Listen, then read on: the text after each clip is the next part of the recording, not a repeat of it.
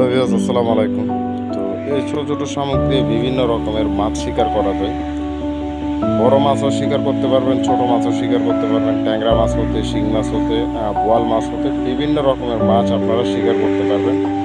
তো সেক্ষেত্রে আমি বরকি ফেলাইছি, তো আপনাদেরকে দেখাই। জাস্ট আমি এখানে ধরবো যে আপনার আইর মাছ, তারপর হচ্ছে ফলি মাছ, তারপর হচ্ছে গজার মাছ, এসব ধরনের মাছ ধরার জন্য আমি এখানে এই যে আমার একটা বোতল এখানে আছে, আপনারা দেখতেই পাচ্ছেন।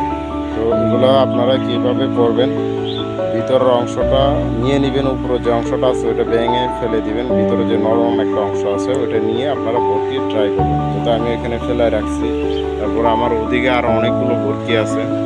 তো দেখা যাক, আপনাদেরকে ইনশাল্লাহ দেখাবো কী মাছ ধরে, আর বাইকে যেটাই থাকে আপনাদেরকে দেখার চেষ্টা করব। তো অবশ্যই ভিডিওটা বেশি বেশি দেখবেন, আর বেশি বেশি লাইক করবেন, শেয়ার করবেন। তো এতটুকুই, আপনারা ভিডিওটা দেখতে থাকুন।